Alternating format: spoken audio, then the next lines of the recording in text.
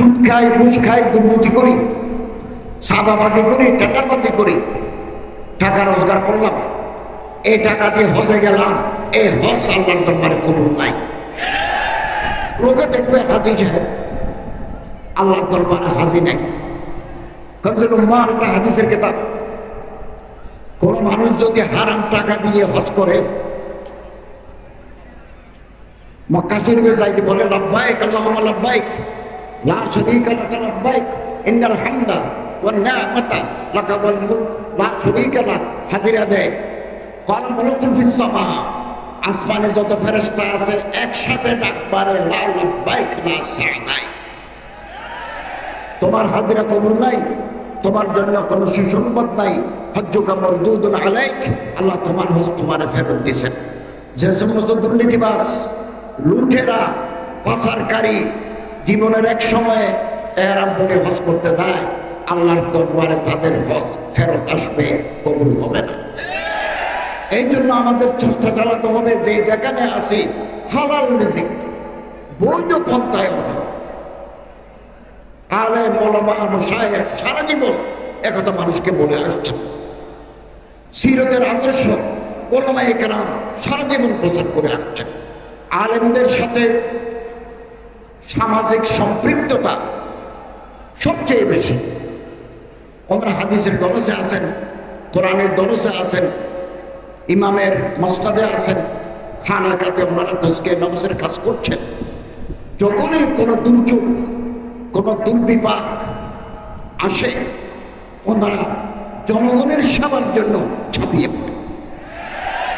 COVID-19 করোনাকালীন এই মসজিদের ইমাম সাহেবরা, মুহাদ্দিসিনরা, ছাত্ররা এই লাশ দফনের ক্ষেত্রে ওনারা সবচেয়ে বড় ভূমিকা রেখেছেন। বাবার লাশ ছেলেরা স্পর্শ করে না, সেখানে ওলামায়ে কেরাম, মাদ্রাসার ছাত্ররা এদের তাজহিজ, তাকফিন করে গোসল দিয়ে জানাজার নামাজ পড়িয়ে তাদেরকে দাফনের ব্যবস্থা করেছেন। এক দুইটা নয়, শত শত হাজার। আগামী দিনেও কোনো দুর্যোগ, দুর্বিপাক, কোনো মাসায়েব যদি বাংলাদেশে আসে, এই সাম্প্রতিক বন্যায় আমি লক্ষ্মীপুর গেছি, নোয়াখালীতে গেছি, ফেনীতে গেছি, সব জায়গা থেকে মাদ্রাসার হুজুররা, ছাত্ররা ত্রাণ দিচ্ছে। অতএব জনগণের সাথে সম্পৃক্ততা ওলামায়ে কেরামের সবচেয়ে বেশি। ইমাম, আইম্মা, মাশায়েখ, ওলামা, জুআমা, নুকাবা, ওরাফা, এই সমস্ত মানুষ সমাজের প্রতিনিধি। আমি নিজেও 17 বছর যাবত একটা মসজিদে খুতবা দিয়েছি। আমাদের কথা মানুষ শুনতে চায়, মানতে চায়, টেলিফোন করে জেনে নেয়। অতএব সামাজিক শক্তি, এই নেতাগুলো হচ্ছেন ওলামায়ে কেরাম। ওলামায়ে কেরামকে বাদ দিয়ে, তাদের মতামতকে অগ্রাহ্য করে বাংলাদেশের কোনো সিদ্ধান্ত কার্যকর হবে না। এবং আমি আপনাদেরকে আশ্বস্ত করতে চাই, আমরা যতদিন রাষ্ট্র পরিচালনার দায়িত্বে আছি, এই বাংলার সীমানার ভিতরে আল্লাহ রাসূল সাল্লাল্লাহু আলাইহি ওয়াসাল্লামের অবমাননা করে, ইসলামকে অসম্মান করে, এইরকম যদি কেউ কোনো মন্তব্য করে, কোনো পদক্ষেপ নেয়, আমরা তাদের প্রতিহত করার জন্য তৈরি আছি। আমাদের এই সরকার আলেমদের সাথে নিয়ে কাজ করতে আগ্রহী, তবে আমাদের সময় কম। আমরা ইন্টারিম গভর্নমেন্ট, অন্তর্বর্তীকালীন সরকার। আমাদের সাংবিধানিক দায়িত্ব হচ্ছে আরেকটা প্রধানমন্ত্রী না আসা পর্যন্ত আমরা আইন শৃঙ্খলা রক্ষা করব, এটাকে ডেভেলপ করব, রেস্টোর করব। Restoration of law and order situation, এটা আমাদের অগ্রাধিকার। 2, সাস্টেইনেবল ইকোনমি। আমাদের এখন রিজার্ভে টাকা নেই। আমরা এমন এক সময়ে সরকারের দায়িত্ব নিয়েছি, আমাদের রিজার্ভ খালি, সব নিয়ে গেছে বাইরে। আমরা এসে এখানে কিছু পাই নাই। এখন কয়েকদিন পরে চাষাবাদ শুরু হবে, ওখানে 40-50 মিলিয়ন ডলার আমাদের দরকার সার আমদানি করার জন্য। এই টাকা জোগাড় করতে আমরা হিমশিম খেয়ে যাচ্ছি। তারপরে এই বিদ্যুৎ আসে বিদেশ থেকে। বিগত দিনে এখানে স্থায়ী বিদ্যুৎ উৎপাদনের কোনো ব্যবস্থা হয় নাই। কুইক রেন্টাল করে যেটা হয়েছে, এটা বাংলাদেশের জন্য বিরাট ক্ষতি। কুইক রেন্টাল থেকে আমরা সাপোর্ট পাচ্ছি না। এই জন্য আদানি গ্রুপকে আমাদের টাকা দিতে হয়। ওখানেও আমরা কিছু টাকা দিচ্ছি, সার আমদানির জন্য কিছু টাকা দিচ্ছি, আমাদের হিসাব নাই। তবে আসার কথা হচ্ছে, বিদেশে যারা আছেন তারা ব্যাংকিং চ্যানেলে টাকা পাঠাচ্ছেন। এটা আলহামদুলিল্লাহ গত মাসে 2.2 বিলিয়ন হয়েছে। আপনাদের আত্মীয় স্বজন যারা বাইরে আছেন, হুন্ডিতে টাকা না পাঠিয়ে ব্যাংকিং চ্যানেলে টাকা পাঠালে আমাদের অর্থনৈতিক সমৃদ্ধি আসবে। আমরা চেষ্টা করছি ফরেন ট্রেড, রপ্তানির মাধ্যমে কিছু টাকা আনার জন্য আমরা চেষ্টা করছি। এক কথায় আমরা একটা চ্যালেঞ্জের ভিতরে যাচ্ছি। এই চ্যালেঞ্জ সাথে সমাধানে আমাদের সাথে আপনারাও আছেন, এই বিশ্বাস আমার আছে। সম্মানিত হাজিরিন, টাকা রোজগার করা ফরজ। তলবু কসবিল হালাল ফরিজাতুন বাদাল ফরিজা। আল্লামা তকি উসমানী সাহেব ইসলাহি খুতবাতে লিখেছেন, নামাজ, রোজা, হজ, যাকাত আউয়ালিন ফরজ, নিচে আরো ফরজ আছে, সেকেন্ড ক্যাটাগরি অফ ফরজ।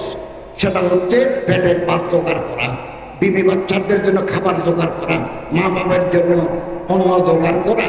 এটা সেকেন্ড ক্যাটাগরি অফ ফরজ। যে কোনো কাজ হালাল কাজ। আমি রিক্সা চালাতে পারি, আমি সিএনজি চালাতে পারি, আমি এটা ব্যবসা করতে পারি। পয়সা থাকলে বড় ব্যবসা করব, পয়সা কম থাকলে ভ্যান গাড়ি দিয়ে তরকারি বেচবো।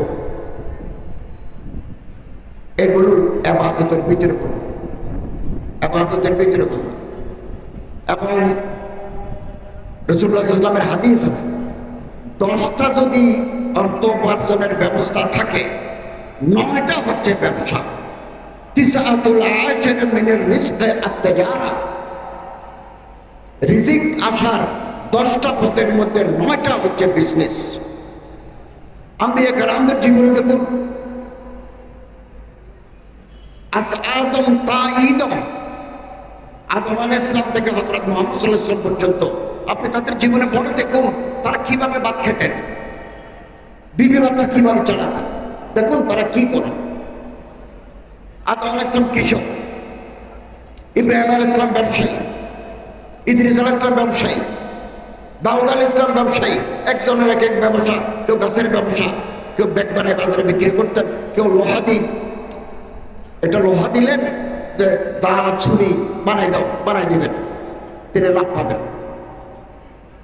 হযরত শুআয়ব আলাইহিস সালাম ছাগলের খামার, মুসা আলাইহিস সালাম ছাগল চড়াতেন, নবী করিম সাল্লাল্লাহু আলাইহি ওয়াসাল্লাম ছোটকালে ছাগল চড়িয়েছেন, ব্যবসা করেছেন। জীবিকা অর্জনের কোনো না কোনো পথ সাহাবায়ে কেরাম, হযরত আব্দুর রহমান ইবনে আউফ মদিনার সবচেয়ে বড় ব্যবসায়ী, হযরত উসমান গনি সবচেয়ে বড় ব্যবসায়ী। ওনাদের যখন মদিনায় সিরিয়া থেকে ঢুকে, মুলকে শাম থেকে ঢুকে কয়েক হাজার মতো ব্যবসায়ী, কিন্তু ওনাদের টাকা ইসলামের খেদমতে ব্যয় হয়েছে। হযরত উসমান রাদিয়াল্লাহু তাআলা গজওয়ায়ে তাবুকে বিপুল সংখ্যক সম্পত্তি, টাকা পয়সা, ধন দৌলত রাসূলুল্লাহর হাতে অর্পণ করেছেন। আমরা রিজিক তলব করব, নিজেরা খাবো, ছেলে মেয়েদের জন্য কিছু রাখবো, ইসলামের খেদমতে বাকিটা বিলিয়ে দেব। হযরত রাসূল করিম সাল্লাল্লাহু আলাইহি ওয়াসাল্লাম হযরত উসমান রাদিয়াল্লাহু তাআলা যখন বেশি করে দিলেন, মা বাবা উসমান বাদাল লোক, আজকের পরে উসমানের কোনো ভয় নাই। এভাবে তারা দান করেছেন ইসলাম। এই জন্য ধনীদের দায়িত্ব মসজিদ, মাদ্রাসা, যাকাত, কারে খায়রে দান করে রাষ্ট্রকে সহযোগিতা করা। আমাদের একটা যাকাত বোর্ড আছে, আমি বিজ্ঞ আলেমদের নিয়ে যাকাত বোর্ডকে সাজাবো এবং যাকাত আহরণ, যাকাত বিতরণে আমরা তাদের গুরুত্বপূর্ণ ভূমিকা রাখতে পারি। এই জন্য যাকাত বোর্ড পুনর্গঠন করব এবং এই গরিব দুঃখী মাসারেফ যেখানে দিলে যাকাত আদায় হবে এটাও ওনারা বলবেন, আমরা এভাবে জনগণের পাশে থাকব। সম্মানিত হাজিরিন, আমরা কতদিন আছি সেটা আল্লাহ তাআলা ছাড়া কেউ জানেন না। তবে 90 দিনের একটা ক্ষয় ছিল যে উইদিন 90 ডেজ আমরা নির্বাচন দিয়ে দায়িত্ব হস্তান্তর করব, কিন্তু 90 দিনের ভিতরে আমরা পারবো না, কারণ আইন শৃঙ্খলা এখনো সম্পূর্ণ নিয়ন্ত্রণে আসে নাই, অর্থনীতি ভঙ্গুর অবস্থা। এই জন্য আমাদের সময় নিতে হতে পারে। আমরা সেই আইন একটা অধ্যাদেশের মাধ্যমে পরিবর্তন করেছি।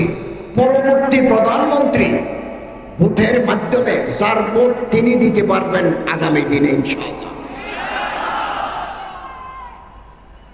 নির্বাচন কমিশনকে আমরা ঢেলে সাজাবো, পরিবর্তন করব। লেভেল প্লেইং ফিল্ড, সমস্ত রাজনৈতিক দল সমান সুযোগ পাবে। আমরা সেই লেভেল প্লেইং ফিল্ড তৈরি করে দেব। আপনারা জনগণের কাছে যাবেন, জনগণকে বুঝান, আপনি যেটা চান সেটা জনগণকে বুঝান, তারপরে জনগণের ভোট নিয়ে পার্লামেন্টে আসেন। আমরা আপনাদের হাতে দায়িত্ব দিয়ে চলে যাব।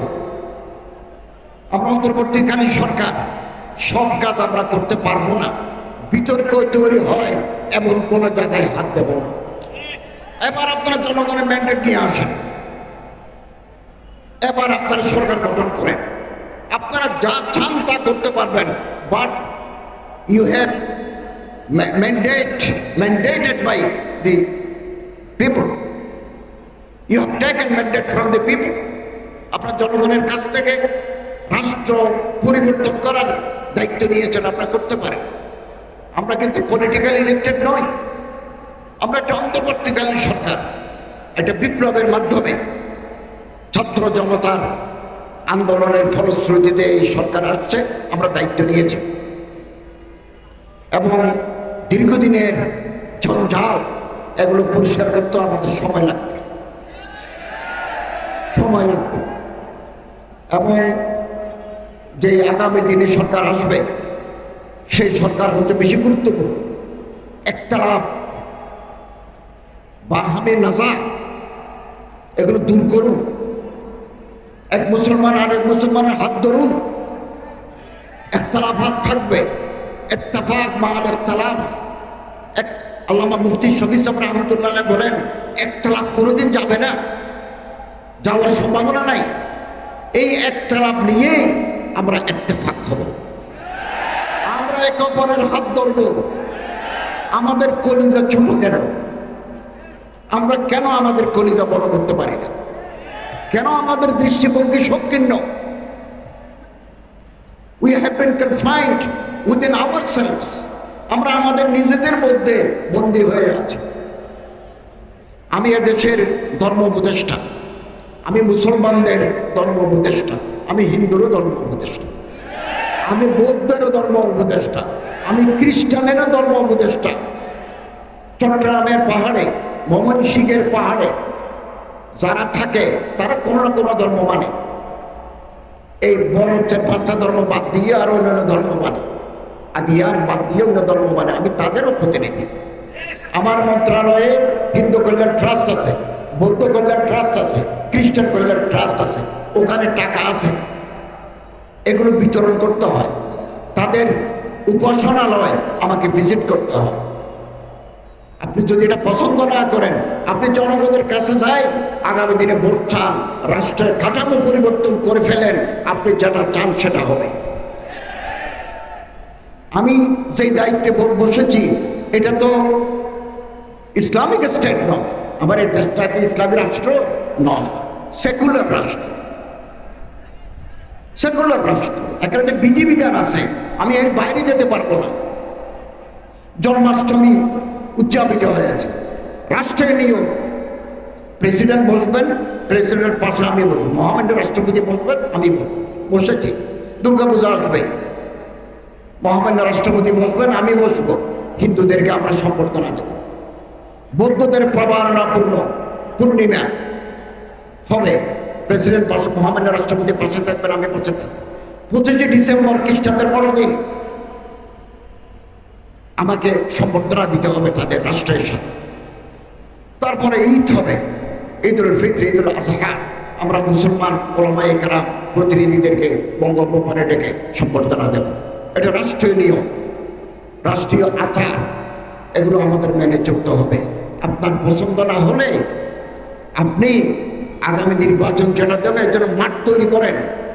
কি আদর্শ চান, কোন আদর্শে দেশ চালাতে চান সেটা মানুষকে বুঝান, ম্যান্ডেট নিয়ে আসেন, জনগণের পাওয়ার নিয়ে এসে রাষ্ট্রের কাঠামো পরিবর্তন করুন।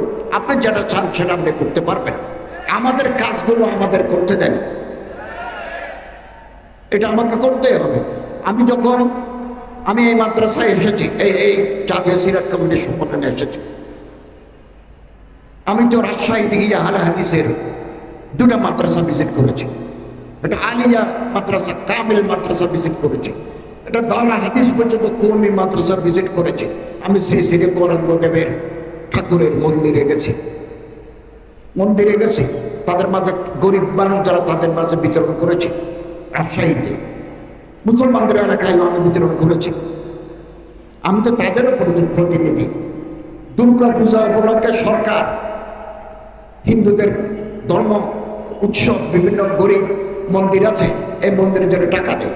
আগে দিতে 2 কোটি টাকা, 3 কোটি টাকা, এবার আমাদের চিফ অ্যাডভাইজার সাহেব দিচ্ছেন 4 কোটি টাকা, হিন্দু তহবিলে দিচ্ছেন, আমাদের ফান্ডে দিচ্ছেন। আমরা এটা বাংলাদেশের যত জেলা আছে, কিছু জেলা বড়, কিছু জেলা ছোট, এরকম একটা তালিকা করে জেলা প্রশাসনদের মাধ্যমে আমরা এগুলো ওখানে পৌঁছাবো, তাদের কাছে এগুলো পৌঁছাবো। এবং বাইরে একটা মিথ্যা প্রচারণা চলছে সারা দুনিয়া ব্যাপী, সেটা কি বাংলাদেশের হিন্দু, বৌদ্ধ, খ্রিস্টান, যাদেরকে আমরা মাইনরিটি বলি, সংখ্যালঘু বলি, তাদের উপর জুলুম হচ্ছে, এরকম একটা কথা বাইরে মিথ্যা প্রচারণা চালাচ্ছে। এবং আমার সাথে ইউরোপীয় ইউনিয়নের কমিশনার লোকেরা দেখা করেছেন, আমার সাথে ভারতের অ্যাম্বাসেডারের সাথে দেখা হয়েছে, নেপালের রাষ্ট্রদূতের সাথে দেখা হয়েছে।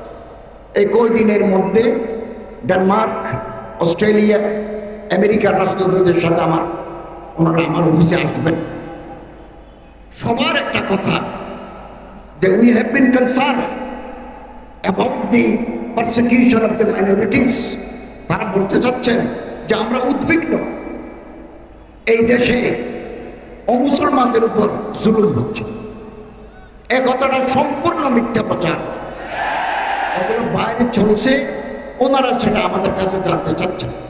আমরা ওনাদেরকে আশ্বস্ত করেছি বাংলাদেশের কোথাও সাম্প্রদায়িক সম্প্রীতি নষ্ট হয় এরকম কোনো কাজ আমাদের দেশে হচ্ছে না।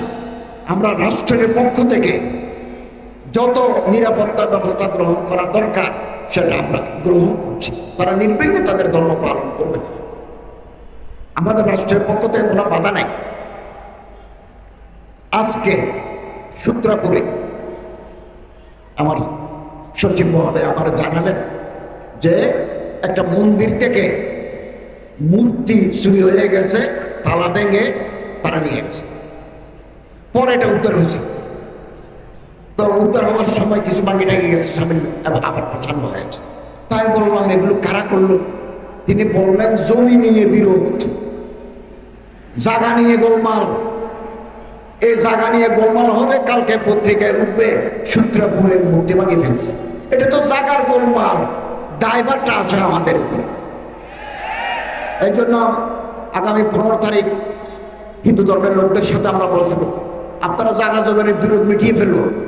জায়গা জমিনের বিরোধ করে হিন্দুদের মধ্যে মামলা, হিন্দু মুসলমানের বিরুদ্ধে মামলা, এই সুযোগে একে অপরের মূর্তি দখল করতে চায়, মন্দির দখল করতে চায়, দায়ভারটা আসে আমাদের উপর।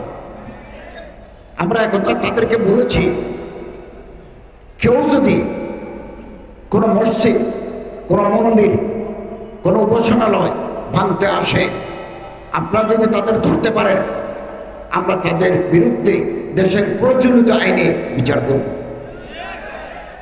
করব। আমি আপনাদের খেদমতে আরজ করি, দৃষ্টিভঙ্গি বড় করুন। ছোট কলিজার মানুষরা বড় কাজ করতে পারে না। दृष्टिभंगी छोड़ दे।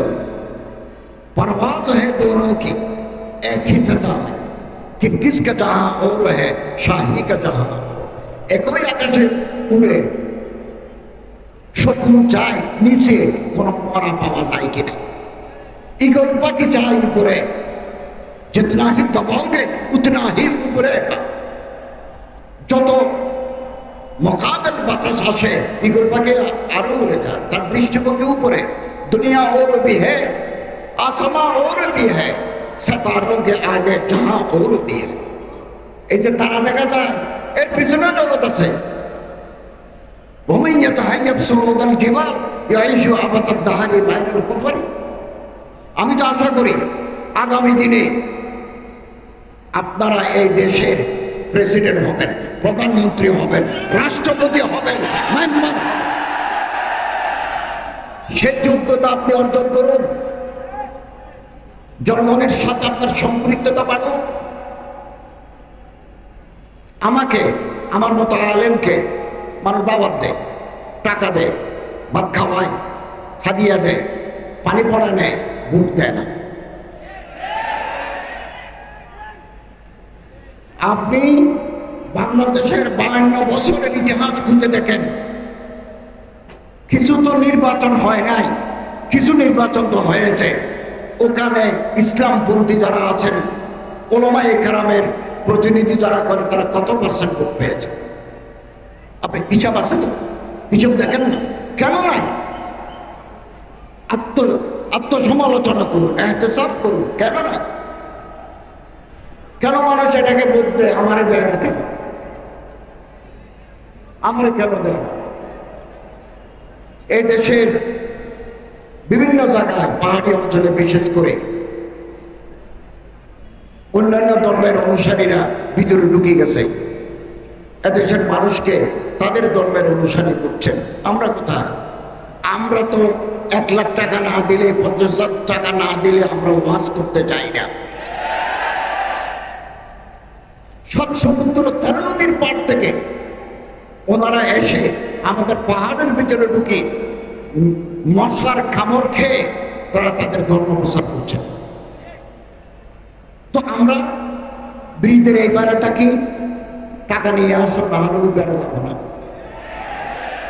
এই যদি ওয়াইজিনদের, ওলামাদের এই মানসিকতা হয়, এদেশে ইসলামের বার্তারি আমরা কিভাবে করব? আমাদেরকে যারা দাওয়াত তাবলীগের ময়দানে আছে, আমাদের নিঃস্বার্থপরতা থাকতে হবে। টাকা আমাদের পকেটে আসবে। আমি একদিন একটা অনুষ্ঠানে ওনারা আমাকে বললেন, আপনি হেলিকপ্টার দিচ্ছে, হেলিকপ্টার আসে না। আমি বলবো, হেলিকপ্টার আমি আসবো না, আমি তো গাড়িতে করে যেতে পারি, আসবো না। আমরা সিদ্ধান্ত নিয়েছি, আমরা তার উপদেষ্টা, প্রধান উপদেষ্টা থেকে আমি পর্যন্ত, আমরা রাষ্ট্রকে হিসাব দিচ্ছি আমাদের সম্পত্তি কত আছে। দেওয়া শুরু হয়ে গেছে, আমিও দেব। আমার কিছু জমিনের রেকর্ড লাগবে, এই জন্য আমাদের একটু দেরি হচ্ছে। আমরা যেদিন বিদায় নেব, 1 পয়সা আমাদের বাঁটবে না। রাষ্ট্রকে লুটিপুটে খাওয়া, এটা কোন দেশপ্রেমিক মানুষের কাজ হতে পারে? আমরা এটা দৃষ্টান্ত স্থাপন করতে চাই যে আমরা রাষ্ট্রের টাকা চুরি করব না, দুর্নীতি করব না। দুর্নীতিবাজ কর্মকর্তা যদি আমাদের মন্ত্রণালয়ে থাকে, আমরা তাদেরকে চিহ্নিত করে তাদেরকে সেট করে দেব। বিগত দিনগুলোতে কলেজে ইসলামিক স্টাডিজ আর দারাসাতুল ইসলামিয়া পারমিশন দেয় নাই। পলিটিক্যাল সায়েন্স পারমিশন পেয়েছে, ইকোনমিক্স পারমিশন পেয়েছে, জিওগ্রাফি পারমিশন পেয়েছে, জেনারেল হিস্ট্রি পারমিশন পেয়েছে, ইসলাম হিস্ট্রি অনেক কেটে দিয়েছে। বদলাই ফেলবো, সব বদলাই ফেলবো ইনশাআল্লাহ। আগামী দিনে ইসলামিয়া দারাসাতুল ইসলামিয়া বিশ্ববিদ্যালয়ে যাদের ডিগ্রি আছে তারা কলেজে এই সাবজেক্টের উপর পড়াশোনা করতে পারবেন। ঢাকা বিশ্ববিদ্যালয়ে মাদ্রাসার ব্যাকগ্রাউন্ড দেখলে তাদেরকে ভালো সাবজেক্ট দেওয়া হতো না, অথচ ভর্তি পরীক্ষা তার 1 নম্বর। বারবার এই গ্রুপ ওই গ্রুপ গ গ্রুপে মাদ্রাসার ছাত্ররা ফার্স্ট, তাদেরকে ঢুকতে দিচ্ছে না। এমনকি একজন প্রফেসর প্রকাশ্যে বলেছেন, আমরা ঢাকা বিশ্ববিদ্যালয়কে মাদ্রাসা করব। আমি তো বলি ঢাকা বিশ্ববিদ্যালয়কে মাদ্রাসা করলে অসুবিধা কি? মাদ্রাসার ছাত্ররা যদি মেধা নিয়ে সমস্ত যোগ্যতা ফুলফিল করে ঢাকা, চট্টগ্রাম, রাজশাহী, জাহাঙ্গীরনগরে যদি ফার্স্ট হয়, অসুবিধা কি? তারা তো আমাদের দেশের ছাত্র। এরকম কিছু মানসিকতার লোক এখনো আছে, আগেও ছিল। আমরা এদের জায়গায় নতুন লোক দিতে চাই, যারা ইসলাম বান্ধব, যারা ইসলামের প্রতি মহব্বত রাখেন, এরকম মানুষ দিতে চাই। আমি মাননীয় শিক্ষামন্ত্রীর সাথে বেশ কয়েকবার বসেছি। আমাদের যে সিলেবাস ছিল, এই সিলেবাস যথেষ্ট আপত্তি ছিল। 2012 সালকে কেন্দ্র করে আপাতত আমাদের বই ছাপতে হবে, জানুয়ারির 1 তারিখ বই দিতে হবে। আমাদের হাতে সময় কম, 3 মাস সময় আছে। ক্লাস 1 থেকে 10 পর্যন্ত আমাদের বই দিতে হবে। তো 2012 সালকে কেন্দ্র করে আমরা সিলেবাস কিছুটা সাজিয়েছি। ওখানে মাদ্রাসার শিক্ষার ভিতরে যে ঢোল ছিল, ঢোল, তবলা, এগুলো থাকবে না। 2025 সালে থেকে আমরা 26 সালে যে বই দেব, এই বইতে আমরা আরো বেশি আমাদের ইসলাম, যার যার ধর্ম সে পালন করবে, যার হিন্দু শিক্ষা, বৌদ্ধ শিক্ষা, খ্রিস্টানি শিক্ষা, ইসলাম শিক্ষা, আলাদা আলাদা বই আছে। যার যার লাইনে সে বইগুলো করবে এবং এদেশের ঐতিহ্য, এদেশের মূল্যবোধ, এদেশের সংস্কৃতিকে প্রাধান্য দিতে হবে। কিছুটা আমরা আবার করছি, যা বাকি থাকবে আপনারা পরামর্শ দিবেন, আপনাদের পরামর্শ নিয়ে আমরা চলব। আগামী 2026 সালের যে পাঠ্যক্রম স্কুলে কলেজে দেওয়া হবে, সেটা আমরা আরো আমূল পরিবর্তন করবো ইনশাআল্লাহ। এদেশের মানুষ স্কুল কলেজে পড়ে যাতে নামাজি হয়, সিরাতে রাসূলের প্রতি যাতে তার মহব্বত বাড়ে, আগামী দিনে এরকম সিলেবাস তৈরি করার পরিকল্পনা আমাদের আছে। তবে সেটা ধাপে ধাপে যেতে হবে, আপনি একদিনে চাইলে আমরা পারবো না। কালকেও শিক্ষামন্ত্রীর সাথে আমরা বৈঠক করেছি। উনি বললেন এখন আর নতুন কিছু ঢুকানো যাবে না, আমরা প্রেসে দিতে হবে। তো এটা অন্তর্বর্তীকালীন সরকারের মতো একটা সিলেবাস হবে, অন্তর্বর্তীকালীন সিলেবাস। কিছু পরিস্থিতি থাকবে, মিছিল করার দরকার নাই, ফেসবুকে লেখার দরকার নাই, আপনারা আমাদেরকে বলবেন, আমরা এটা গ্রহণ করব। আমাদের কাছে কেউ কোনো অভিযোগ করলে আমরা এগুলো রেকর্ড রাখি, বিবেচনা করি। ফেসবুকে লিখলে আপনি বাহাবা পাবেন, আমাকে আপনি অসম্মানিত করবেন, শেষে গিয়ে কোনো ফায়দা হবে না। আমাকে 20 জনে পছন্দ করে না, 80 জনে পছন্দ করে, তো হোক না। আমরা আল্লাহকে রাজি করার জন্য কাজ করছি। কেবল এটা আমার জীবনের একটা মারহালা। আমি এতদিন একটা মাদ্রাসায় হাদিসের খেদমত করেছি, এটা মসজিদে খুতবা দিয়েছি, ইন্টারন্যাশনাল ইসলামিক ইউনিভার্সিটিতে আর দারাসাতুল ইসলামিয়ার পাঠদান করেছি, এর আগে কলেজে করেছি 24 বছর। এটাও আমাদের জীবনের মারহালা। আমি দেখি না, আমি রাত দিন পরিশ্রম করি, আমার শরীরের ওজন কমে গেছে, ঠিকমতো ঘুমাতে পারি না, সারাদিন অফিসে কাজ করি, বাসায় এসে আবার ভিজিটরদের সাক্ষাৎ। আমি মনে করি এটা মারহালা, এটা দায়িত্ব আমি পালন করছি। আমি মাদ্রাসার ছাত্রদেরকে বলবো, আপনারা তৈরি হন, ইলমে দ্বীন, উলুমুল ইলাহি গ্রহণ করবেন, করছেন, উলুমুল আসলিয়াও করেন। তকি উসমানীর মতো, জিদান মালিকুমের মতো বিচারপতি হতে হবে আপনাদের। টোটাল সেট আপ যদি আমরা বদলাতে চাই, তাহলে আমরা আমাদের আদর্শের উপর আমাদের বড় হতে হবে। আলহামদুলিল্লাহ অনেক লোক তৈরি হয়ে গেছে, আগামী দিনেও তৈরি হবে। আল্লামা ইকবাল রহমতুল্লাহ বলেন, शीशा टूट जाती है पत्थर के चोट से। পাথর মেরে দিলে शीशा ग्लास भागे जाए, পাথর मारले ग्लास भागे जाए। ऐसे शीशा तलाश कर जिससे पत्थर टूट जाए, एमन ग्लास तैरी करो যে গ্লাস মারলে পাথর ভাগে যায়।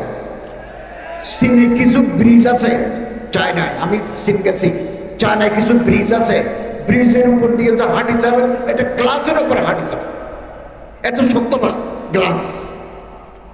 আপনি হাঁটতে নিচে গাছ থেকে ভয় পাবেন, কিন্তু আপনি ব্যাগে পড়বেন না, কারণ এটা মজবুত शीशा है।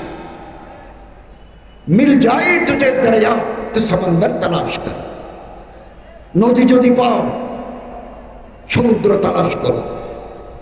একটা কম যদি তৈরি করতে পারি, এটা যদি করতে পারি, হাম ফিকির, হাম দিল, হাম জবান, এরকম একটা জনগোষ্ঠী যদি তৈরি করতে পারি তো রাহবার তালাশ কর। অতএব আমাদের দৃষ্টিভঙ্গি হবে ওয়াসাআত, নিগাহ বুলন্দ, দৃষ্টি বড়, দৃষ্টি বড়। আমি এতদিন কলেজে ছিলাম, পটিয়া মাদ্রাসার উস্তাদ ছিলাম, দারুল মারিফের উস্তাদ ছিলাম, এটা আলিয়া মাদ্রাসার প্রভাষক ছিলাম। আমার দৃষ্টিভঙ্গি ছিল ছোট, মাদ্রাসার দায়েরা। মসজিদে এসেছি দায়েরা, ইউনিভার্সিটিতে পড়েছি দায়েরা, ছোট দায়েরা। এখন বাংলাদেশের সরকার দ্বারা চালায় 20-25 জন তারা উপদেষ্টা, আমাদের সচিবরা আছেন, বিভিন্ন স্তরের কর্মকর্তারা আছেন। আমাদের পরিধি পুরো বাংলাদেশ, টেকনাফ থেকে পঞ্চগড় আমাদের দায়েরা। দায়েরা, এই দায়েরা উঁচি হয়ে গেছে। তো দৃষ্টিভঙ্গি আপনার বড় করতে নেকা বলেন, সুখান দিল নওয়াজ, কথা বলতে হবে যাতে দিলে আসর করে, দিল খুশি হয়, এরকম জবান লাগবে, সুখান দিল নওয়াজ। এবং যার খুরসুস দিলের ভিতরে উম্মতের জন্য দরদ থাকবে। বাংলাদেশে এটা বিগত আসলে আমি কোনো কথা বললাম না, আমি কোনো স্টেটমেন্ট দিলাম না, আমি কোনো প্রতিবাদ করলাম না, তাহলে আমার দিলের ভিতরে সাজও নেই, সুজও নেই, এটা হতে পারে না। ইমাম আহমদ বিন হাম্বল এত বড় ফকিহ, কত বড় ফকিহ, কত বড় মুত্তাকি, পাশাপাশি তৎকালীন অন্যায় জুলুমের বিরুদ্ধে তিনি জেল কেটেছেন। এই সমস্ত ওলামায়ে কেরাম, শেখুল হিন্দ আল্লামা মাহমুদুল হাসান রাহিমাহ, শেখুল ইসলাম আল্লামা হোসেন আব্দুল মাদানী, তারা কি ব্রিটিশের সাথে আপোষ করে নীরবে থাকতে পারতেন না? পারতেন, কিন্তু তারা মনে করছেন এই মুহূর্তে ময়দানে ঝাঁপিয়ে পড়ে ভারতবাসীকে ব্রিটেনের জুলুম থেকে আমাদের রক্ষা করা প্রয়োজন। ওলামায়ে দেওবন্দের ইতিহাস সংগ্রামের ইতিহাস। সবসময় আপনি দেখবেন বাংলাদেশের 15 বছর ইতিহাসে কোনো ফিতনা যখন ময়দানে আসে, অন্যান্য মাকতাবে ফিকিরের আলেমরাও এই ফিতনার মোকাবেলা করতে আসেন। আমি তাদের খেদমাতকে জায় করতে চাই না, তবে দেওবন্দ ওলামায়ে কেরামরা প্রথম ময়দানে নামেন, বুকের তাজা রক্ত দেন। এটা দেওবন্দি শিবা, এটা দেওবন্দি মাসলাকের এটা অন্যতম খুঁটি হচ্ছে যে বাতিলের সরকবি। এই বাতিলের সরকবির ব্যাপারে ওলামায়ে দেওবন্দ সচ্ছল। আমাদেরকে, আমি আপনাদেরকে বলি, হাইয়াতুল উলিয়া লিল মাদারিসিল কওমিয়া যদি বাংলাদেশ সরকারের কাছে আবেদন করে, দরা হাদিসের সনদ হয়ে গেছে পার্লামেন্টের মাধ্যমে, এই সনদের কার্যকারিতা, এই সনদ নিয়ে দেশে কি করতে পারবে একথা স্পষ্ট নয়। এটা নিয়ে আপনি কি করবেন? আরো কিছু কাজ বাকি ছিল, এগুলো যদি আগে করা হতো সবচেয়ে ভালো হতো। যিনি স্বীকৃতি দিয়েছেন তার মাধ্যমে এটা করলে বেশি ভালো হতো। এখনো ভালো হওয়ার পথ বন্ধ নাই।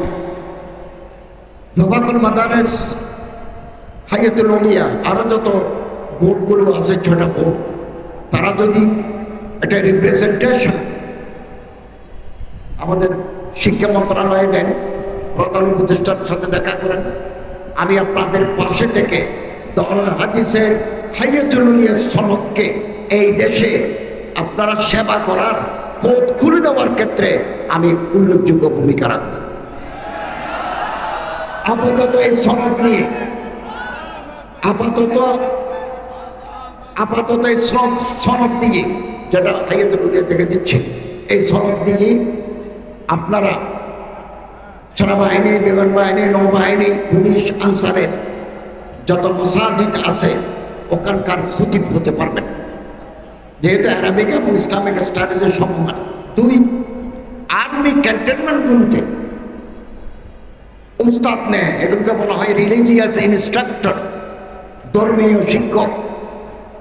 আপনি সেনাবাহিনীর র্যাঙ্কে উঠে ধর্ম শিক্ষা দিতে পারবেন, এই সুযোগ আছে। কাজী হতে পারবেন, সমাজের বিভিন্ন ক্ষেত্রে আপনি অবদান রাখার সুযোগ পাবেন। এই সুযোগ হাইয়াতুল উলিয়ার সনদের মাধ্যমে তৈরি হবে, কিন্তু এর জন্য আপনাকে রিপ্রেজেন্টেশন দিতে হবে। আপনি না চাইলে কাকে দেবেন? আপনাকে চাইতে হবে। আমি আমার মন্ত্রণালয়ের অধীনে নয়, এগুলো শিক্ষা মন্ত্রণালয়ের অধীনে, তারপরেও আমি আমার মন্ত্রণালয় থেকে আমি যতটুকু সহযোগিতা আপনাদের করা দরকার সেটা করার জন্য আমি তৈরি থাকবো। এরপরে আপনি যদি বিসিএস অফিসার হতে চান, যদি আপনি চান, ইফ ইউ ডিমান্ড,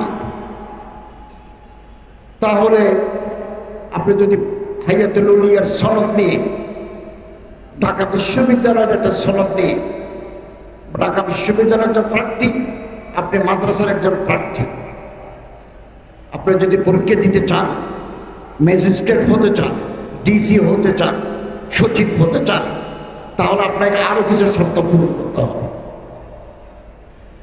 এগুলো নিয়ে আপনারা আলোচনা করতে পারেন। আর যদি বলেন নেব না, নাও নিতে পারেন। আমি হযরত বুখারী সাহেব আমার উস্তাদ, ফটিয়া মাদ্রাসার মোতাবেক আমি পিএইচডি ডিগ্রি নেওয়ার পরেও, বিশ্ববিদ্যালয়ের প্রফেসর হয়েও আমি হযরত বুখারী সাহেবের পা টিপে দিয়েছি। খেদমত উস্তাজ আয়াত হাম সবক খানে মাদাম লমজরা তাহকিক খানে তাশমি মর্দে কামাল। আজকে আমি যে রাষ্ট্রীয় দায়িত্বে আসীন হয়েছি, এটা আমার উস্তাদদের দোয়া, আল্লাহ তাআলার রহমত। আমি 48 ঘন্টা আগেও জানি না, আমি কোনো দাবি করি নাই, কোনো আবেদন করি নাই। মানুষ আমার মহব্বত করে এই পদে বসিয়েছে, এটা মিন জানিবিল্লাহ। হাদিসের ভাষ্যমতে আমার উপর আল্লাহর রহমত থাকবে, আমি আল্লাহ তাআলার সহযোগিতা পাবো। মানুষ সমালোচনা করুক না, 10-20% মানুষ সমালোচনা করবে। আমার নিয়ত পরিষ্কার, নিয়ত পরিচ্ছন্ন, এবং আমি আমার মন্ত্রণালয়ের দায়িত্বে নেওয়ার পরে বলেছি, আমি 1 পয়সা 1 টাকা ঘুষ খাবো না, দুর্নীতি করবো না, নমস্যই করবো না। আপনারাও এই তরিকায় চলবেন। হজের টাকা কমানোর জন্য আমি রাত দিন মেহনত করে যাচ্ছি। কতটুকু কমানো যায়, কোন কোন খাতে কমানো যায়, এগুলোকে আমরা চিহ্নিত করেছি। বাংলাদেশ বিমানের সাথে বসেছি, আরো বসবো। আগামী সপ্তাহে আমি সৌদি আরব গিয়ে হজ মন্ত্রীর সাথে কথা বলব যে একটু কম দামে করা যায় কিনা।